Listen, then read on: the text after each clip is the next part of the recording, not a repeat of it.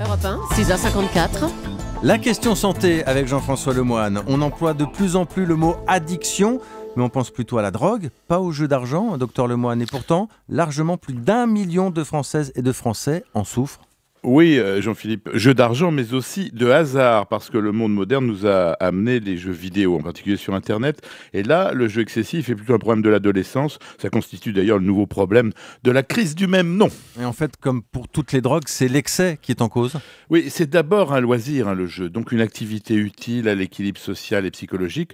On passe du jeu social qui est récréatif au jeu excessif, dont le bilan est plutôt négatif, puis au jeu véritablement pathologique. Et là, on comprend bien, pour en avoir souvent vu des couples à la télé, par exemple, que le jeu donne la vie impossible, que l'équilibre du couple et de la famille devient l'enjeu, sans jeu de mots. D'où ça vient, ce plaisir du jeu, Jean-François ? Alors, les jeux mettent en œuvre tous les niveaux de plaisir. Du plaisir archaïque, celui de gagner, à des plaisirs plus élaborés, comme celui d'échanger des émotions avec les autres.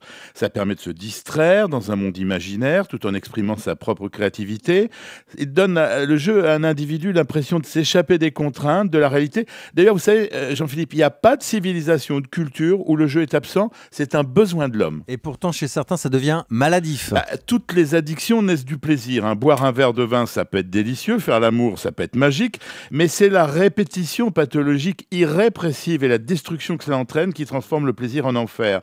Le jeu, c'est pas une substance que l'on s'injecte, l'amour non plus d'ailleurs, vous allez me dire, mais notre cerveau s'est fabriqué certaines hormones du plaisir qui deviennent indispensables, comme les endorphines, vous savez, ces substances proches de la morphine que sécrètent les coureurs de fond, les marathoniens, pour moins souffrir, et qui, en paradoxe, les rendent accros au kilomètre. C'est vrai que l'addiction au jeu est moins rapide qu'avec les drogues dures, mais elle est réelle. Et comme pour l'alcool, vous nous dites, Jean-François, que l'État n'est pas forcément mécontent de cette situation ? Vous savez, c'est vrai que le jeu fait rentrer beaucoup d'argent dans les caisses, ce qui explique probablement le retard pour prendre ce problème à bras-le-corps. Est-ce que ça se traite ?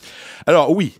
Heureusement, et ça c'est le boulot de psychiatres très spécialisés. Il faut savoir que le joueur pathologique demande de l'aide tardivement, très tardivement, bien souvent à la phase de désespoir. Il faut donc l'aider avant et savoir pour cela qu'il existe des services spécialisés dans ces traitements. Mais le meilleur traitement, c'est l'abstinence, non ?